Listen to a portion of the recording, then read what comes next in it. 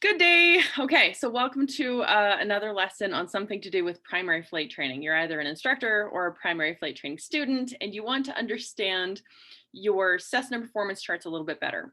The examples I'm going to be using today are the Cessna 172 for reference only because the 172 charts are typically set up in the same way. So the reference charts I'm using today can be translated to your airplane. However, the exact numbers will not be the same. I'm using a whole bunch of online tools that I just found that I Googled. So you'll see the website address in the top of the screen when I share it, and you can find all of these tools yourself. But the point of this is just to help you understand where the calculations come from. We will be focusing on takeoff distance calculations and allowing you to superimpose that information to the rest of the charts. I will cover the vast majority of the charts that you're going to find in the pilot's operating handbook, and then just go from there. Now, as always, I do these videos in one take. So if I mess up my words or if I burp or whatever it is and I make a mistake, you can just pretend that we're having an in-person conversation. All right, so let's get started. Let me share my screen and we shall get going. Screen share. There we are. All right. So I'm sharing the entire screen, therefore you'll be able to see some of the other tools that I have going on in the background. And I am happy to show these eventually. One of them is going to be a PowerPoint presentation that I created for myself and for the people that are a part of my top instructor and student group. It's a private community where I teach. And other than that, we'll just get into it. So again, this is a performance PDF done by Airplanes.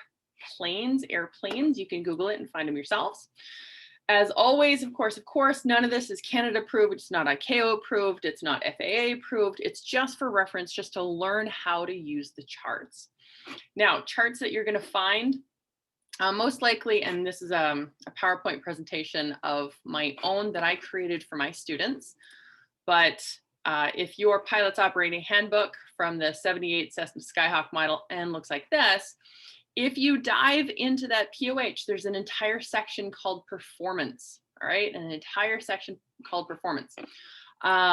You'll have the cruise performance charts. In behind, we have the range and endurance charts, but those are just to show you that these come from actual pages and they're not made up by somebody at Airplane. So it's pretty much the same information. Okay. In here, in your performance section 5 of your POH, there's obviously going to have takeoff distance charts. We have short field and short field at either max weight or 2,200 pounds, okay? As we scroll down, the rate of climb, maximum rate of climb. How do you find your VY speed on any given day? And really, how fast are you going to climb? Now, if you look here, your climb speed is roughly 72 or 73.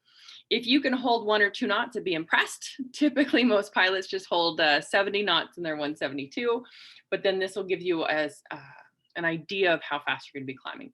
Time, fuel, and distance to climb, we will be covering that as well. Cruise performance charts, I will touch on this just basically, and we're going to come back to that.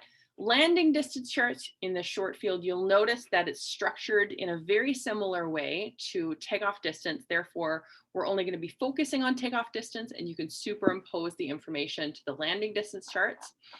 And that's all this document has for right now, which is the main ones, right? So let's start this whole process by actually looking at cruise performance charts. It is important for you to know that when you go into the performance section, there's a lot more information and you need to absolutely crack that puppy open and flip through it and make sure you know what you're looking at. Now, if you go into the normal procedure section, which I believe is section 4, then you can have both checklist style and full breakdown style of how the Cessna company has expected the pilots to handle the airplanes. If you go to cruise in the normal procedures section, it'll say normal cruise is typically accomplished between 55 and 75% brake horsepower. You're thinking, hopefully you're thinking, wait a minute, there's no percent brake horsepower gauge in my airplane. What do I do? It's right here. So I'm going to share my screen. Okay, desktop 2. So in our cruise performance section, okay, you always on any chart, anytime, you're going to read the notes and conditions first. Luckily, there's only one. It's assuming gross weight for this aircraft. Now, in our columns, we have pressure, altitude, and feet, 2,000, 4,000, 6,000. RPM, wait, this is a gauge that we have in our airplane, yay. And then we have three major sub columns. So 20 degrees below standard, then we have standard, and 20 degrees above standard. If you do not understand the difference between those, then you can just wait or retake the meteorology section of your ground school, and that can be a different video that we cover another day. So for right now, we're just gonna stick with standard temperature, assuming it's a perfectly normal day. We have three subcolumns underneath standard temperature. We have percent brake horsepower. Wait a minute, there it is. In the cruise and the normal procedure section under cruise, it said we cruise at a percent brake horsepower. So here's where that reference comes from. And then we have knots, true airspeed, and gallons per hour. So if we're cruising around, let's say at 4,000 feet, I know I can annotate my screen. I know, where's my drawing? There we go, okay. So if we're gonna cruise around at 4,000 feet right here, and we're gonna stay within the standard temperature box, right? That means we have the PUH is suggesting that we're going to pick any of these numbers, anywhere between 75% power and 55% power. These are good information that you'll learn in the range and endurance lesson, which is another video, okay? And now as a pilot, you get to use pilot decision making on what you want to do, but let's see how these numbers relate to each other. If we use 55% power, then we'll be traveling at 102 knots true airspeed and with a rough fuel burn of 7.6 gallons per hour, okay? If we choose 76% power, then we're going to be traveling at 118 knots true airspeed and with a rough fuel burn of 10.2 gallons per hour. It's important to note, guys, that this is a POH from an airplane that was built coming up 50 years ago, okay? And it was tested on a perfectly brand new airplane with a test pilot, alrighty? Take these numbers with a grain of salt. But really the decision you need to make is, am I gonna go with more power and get almost 120 knots, but I'm burning 10.2? Or am I gonna go with less power and I lose 16 knots of airspeed and I'm saving 3 gallons an hour? Your decision has to come from the mission that you're flying. But if you choose, let's say 76% power, that now does absolutely relate to an RPM setting, which you do have as a gauge in your airplane. So that's how to use the cruise performance charts. So let's erase all of it. Okay, let's erase all of this and head to another chart now. Okay, so that's cruise performance. If we were to just briefly touch on, okay, stop annotating. Goodness. Annotate, stop. Okay, now if we were to touch on time, fuel, and distance to climb, so this is going to give you information on how fast you can get into the air, how much ground you're going to cover when you get into the air.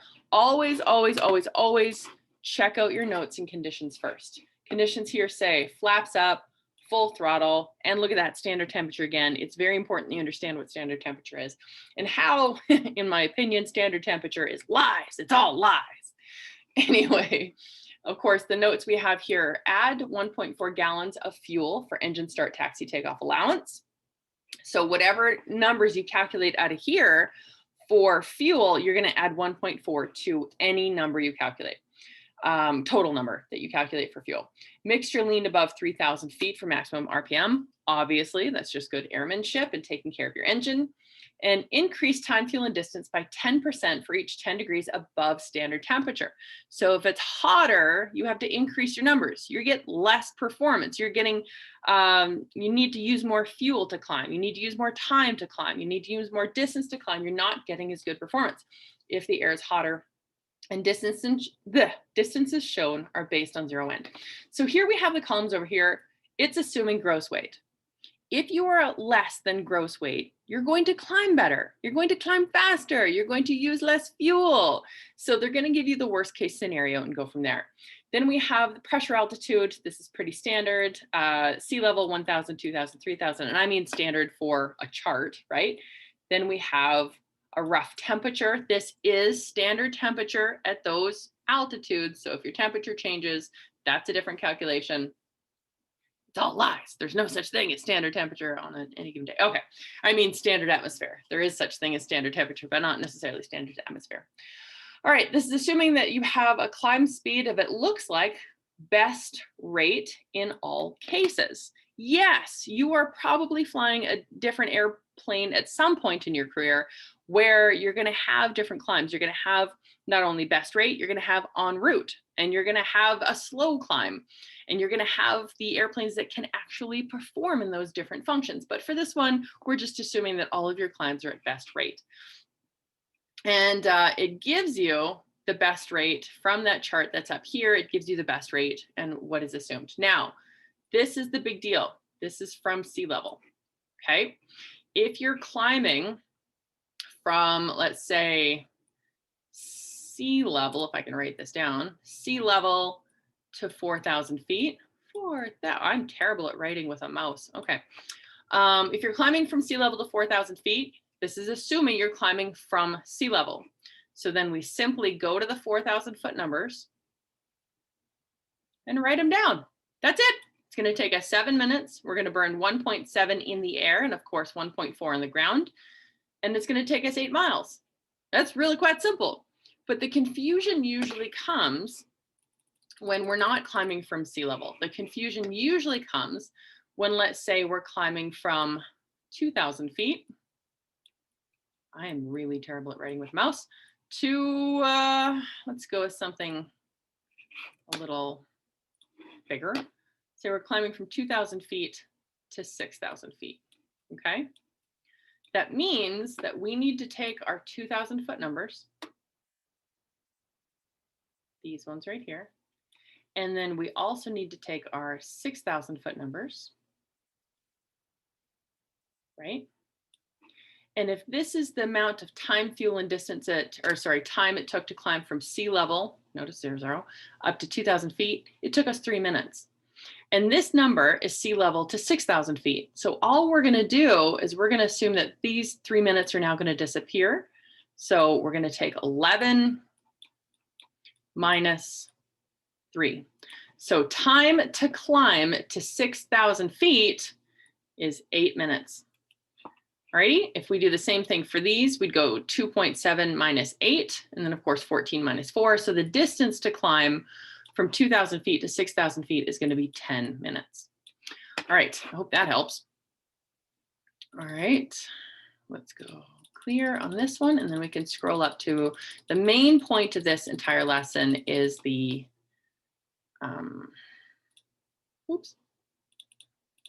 the main point of this entire lesson is going to be the takeoff charts. Now we're going to go to a screenshot that I have from one of my books that I've already highlighted. You can see it here. There's a short field calculation, very similar to the, notice how it's structured in the same format as the document I'm using behind here. Maximum weight, 2,400 pounds. All right, or sorry, this is maximum weight, 2,550. So if your aircraft has a gross weight of 2,550, use this chart. If your aircraft has a gross weight of 2,400, then use this chart. If you're at 2,200, then you're going to use the bottom half of the chart.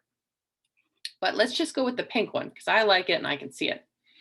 So always, always, always on all charts, no matter what, you are going to read the notes and conditions. So we're going to see our notes are flaps up, full throttle prior to brake release, right? Because if we didn't have a short field, if we had all the runway in the world, we wouldn't need a special procedure. Where are you going to find those normal procedures? In section 4, the normal procedures. And then we have paved level dry runway and 0 wind. Okay, so this chart is assuming that all of these things are true. But what happens if we have a grass runway? What happens if we have a headwind or a tailwind? Blah, blah, blah. Okay, so obviously we're going to get into that because in the notes, it says that you must, to make these numbers reasonably true, follow the short field technique as specified in section 4, normal procedures. Number 2, prior to takeoff from fields above 3,000 feet, make sure your mixture is lean to give the maximum RPM. If you don't lean your mixture, you're not getting full engine power, and therefore none of these numbers are going to be any kind of true. Number 3, decrease distances by 10% for every 9 knots of headwind. Obviously, you're going to get off the runway faster if you have a headwind. And for tailwind operations, 10 knots, increase distances by 10% for every 2 knots. Obviously, you're going to stay stuck to that ground longer if you have a tailwind. And then, of course, for operation on a dry grass runway, increase distances by 15% of the ground roll figure. So we're going to get into this. I'm going to give you some examples. But obviously, you're going to stay stuck to the ground longer if you have a whole bunch of bumps and or grass, soft grass that you're sinking into, and there's lots of friction on the tires, and it just takes a whole bunch of power to overcome all of that friction. So here, we see that we have our weight in pounds. It's assuming in this screenshot is one that I took from a different 172. So it's assuming that the gross weight is 2,300 pounds. Anything less than 2,300 pounds is good news, because then you'll actually lift off or get off the ground faster than these numbers. This is also assuming that our liftoff is at 52 knots and we're continuing climbing at best angle at 59 knots. This is not best rate. Please notice it is different from the other numbers because you are going to section 4 and following the short field technique as specified, right? Short field with an obstacle.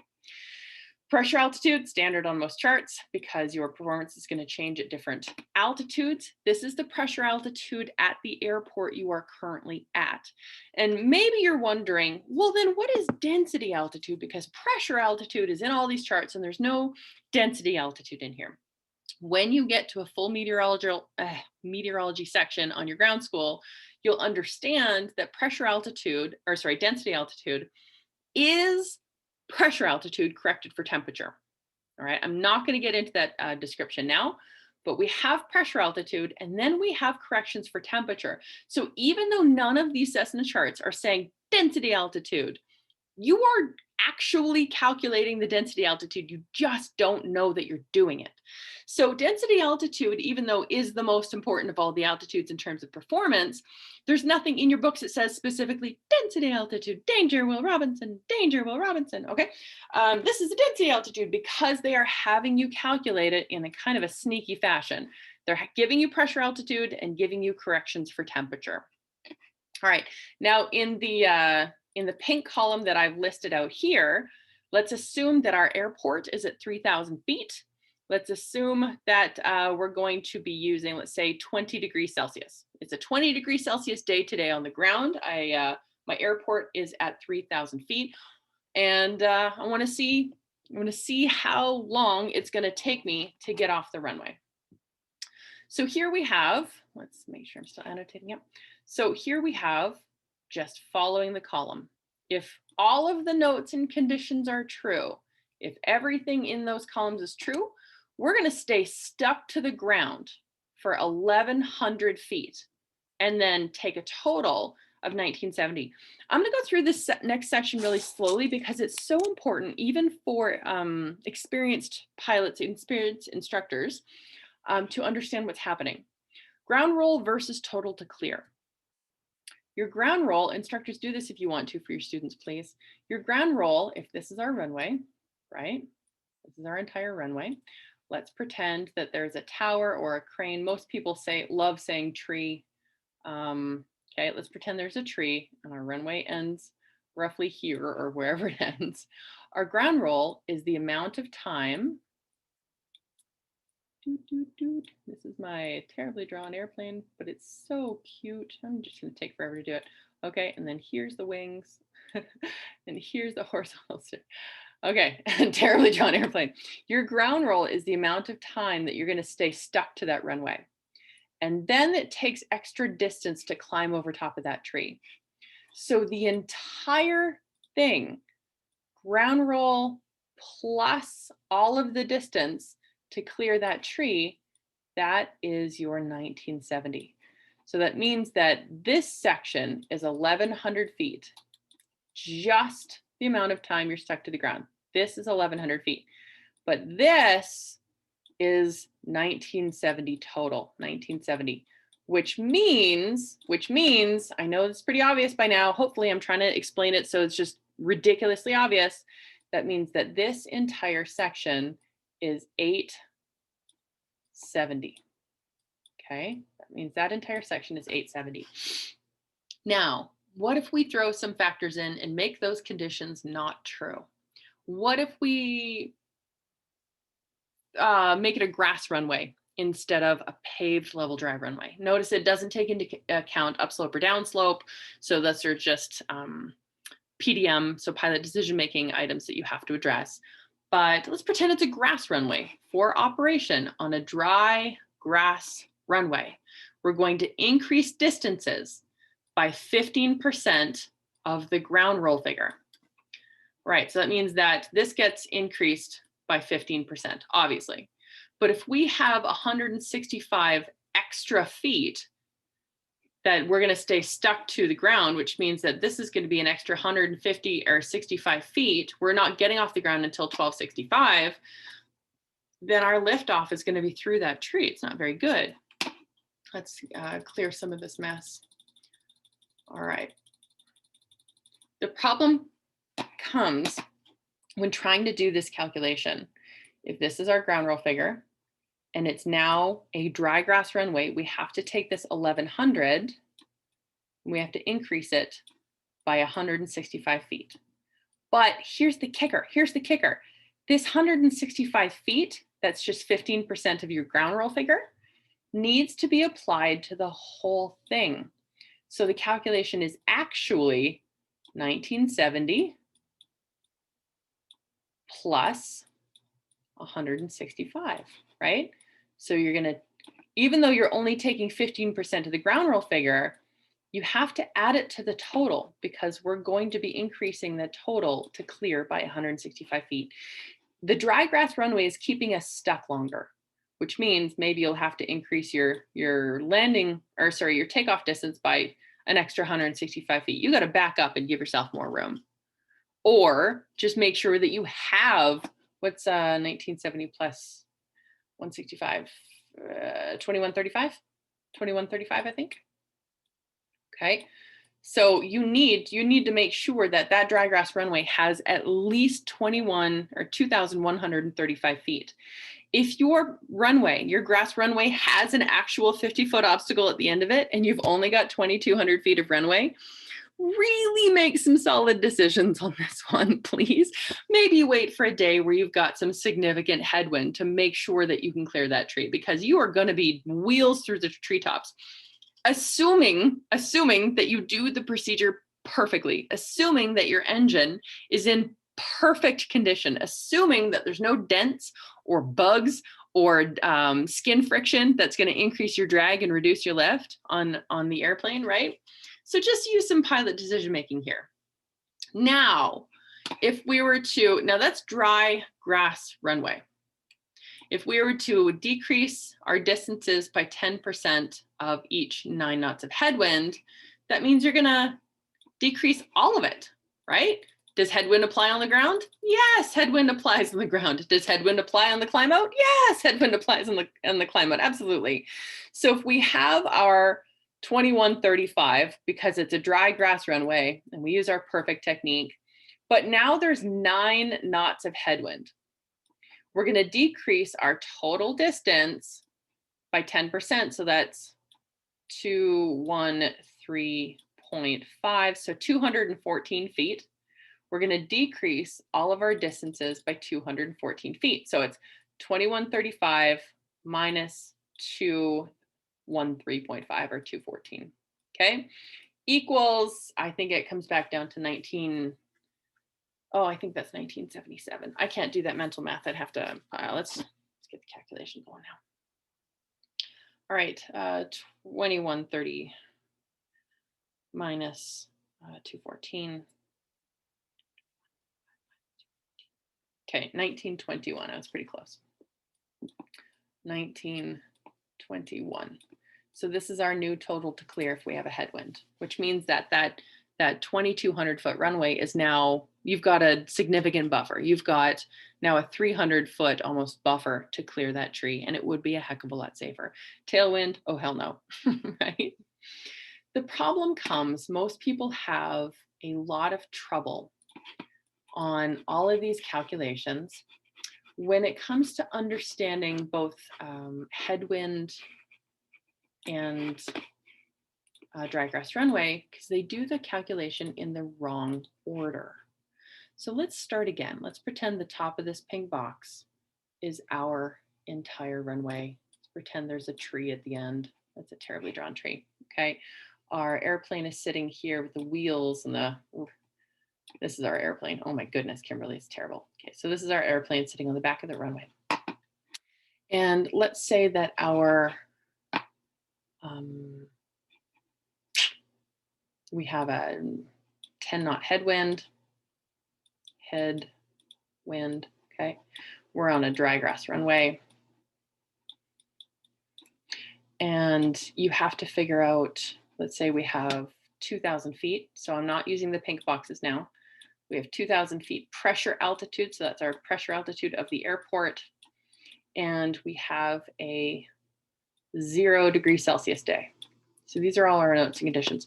Your written exams might just give you an altimeter setting and the airport elevation. So you have to figure out your own pressure altitude, right?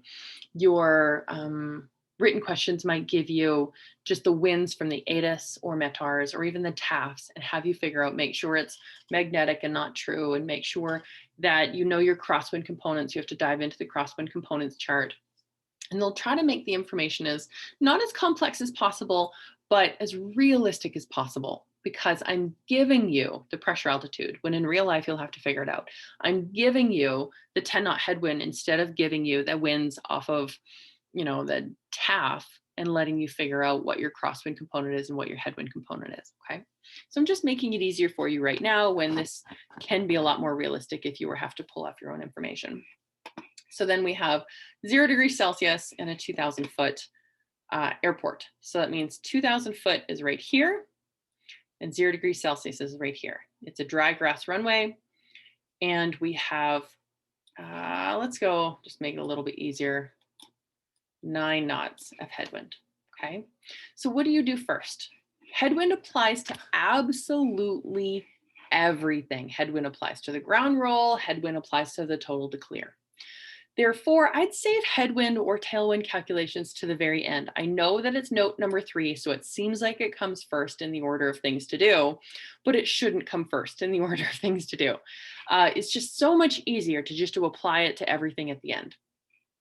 So let's deal with the dry grass runway. So we have to increase by 15% of our ground roll figure only, right?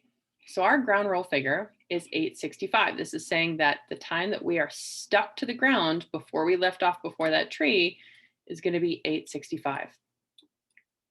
If we have to increase that, I'm going to go 865 times 15.15 is 15%.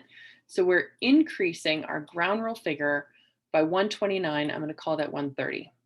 Okay, so 130 feet, which means our total ground roll figure now is 1,005.